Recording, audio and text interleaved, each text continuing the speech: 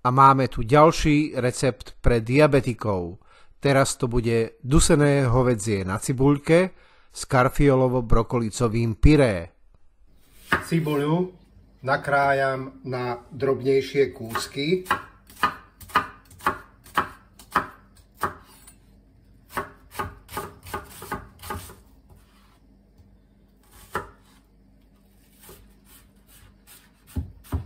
Strúčiky cesnaku nakrájam na tenšie plátky.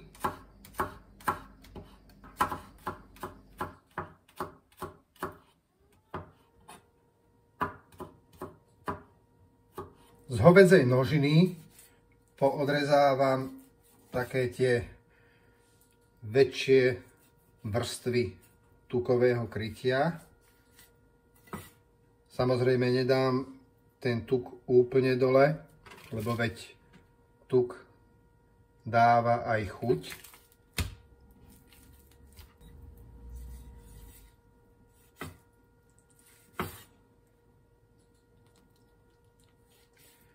A tiež odrežem nejaké tie chrupavkovité časti, ktoré na tom mese ostali po spracovaní u mesiara.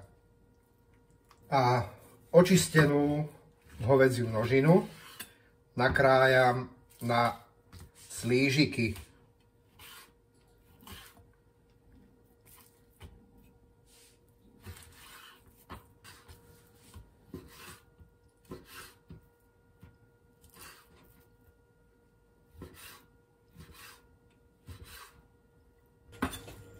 V hrnci nechám rozohriať trochu repkového oleja.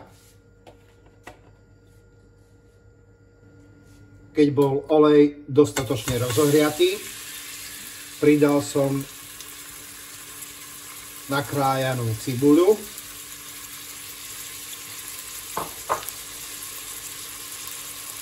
A cibuľu som nechal restovať do zlatista.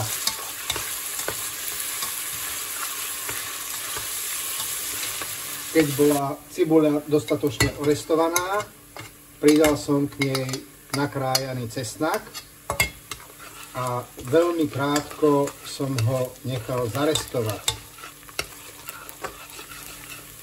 Potom som pridal nakrájanú hovädziu nožinu a chvíľu som ju restoval, aby sa zatiahla.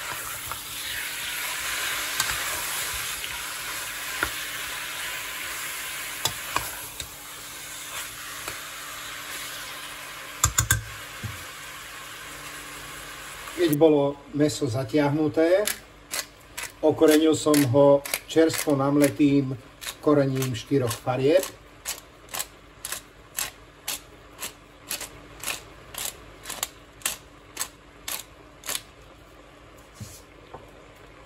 Posypal som ho trochou mletej sladkej papriky.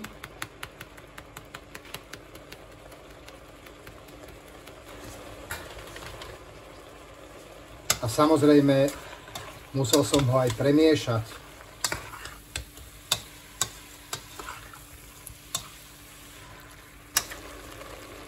Mäso som zalial hovädzím vývarom. Vývaru by malo byť akurát tak, aby bolo mäso ponorené pod vývarom. Do hrnca som pridal bobkový list a majoránku.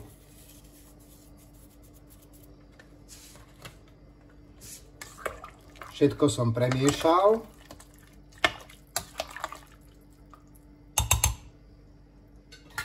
A hrniec som zakryl pokrievkou a mäso som na miernom stupni ohrevu nechal dusiť do mäka. A kým sa nám udusí hovädzie mäso, rozoberiem na menšie rúžičky brokolicu a karfiol.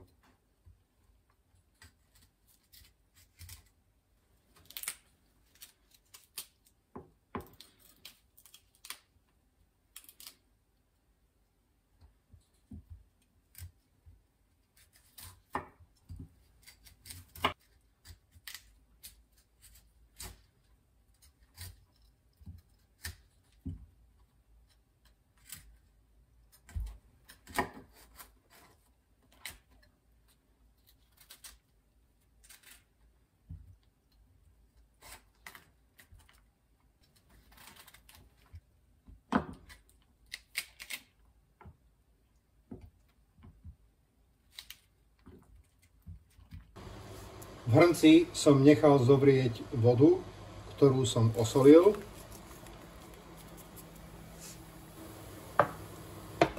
A v tejto osolenej vode nechám variť ružičky brokolice a karfiolu. Hrniec som zakryl pokrievkou a karfiol s brokolicou nechám variť do zmäknutia. Na pánvici som nechal rozohriať trochu oleja.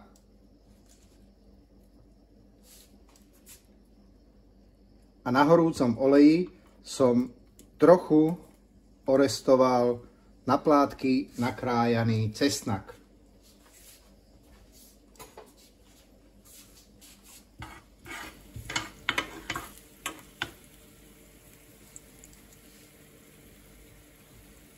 Nerestujte ho príliš dlho, stačí, aby iba trochu zavoňal.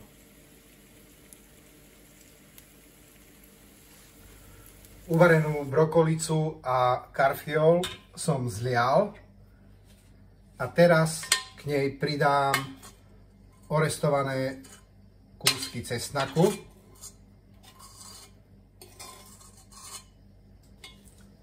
Ku karfiolu pridám väčšiu lyžicu kyslej smotany a karfiol s brokolicou a so smotanou rozmixujem.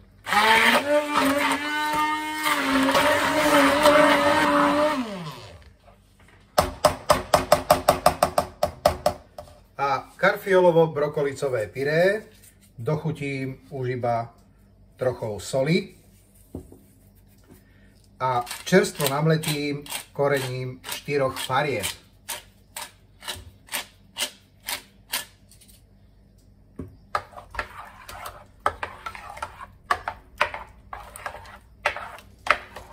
Hovädzie mäso dochutím podľa vlastnej chuti trochou soli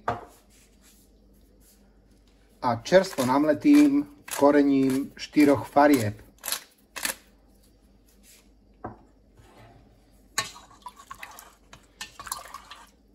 Všetko mám hotové a na tanier môžem naložiť karfiolovo-brokolicové pyré,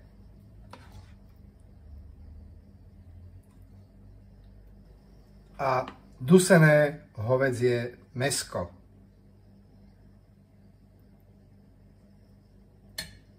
Ak sa rozhodnete pripraviť dusené hovädzie mäso so zeleninovo-karfiolovým pyré podľa tohto videa, dajte mi prosím vedieť, ako sa vám podarilo. A nakoniec vám zaželám už iba dobrú chuť.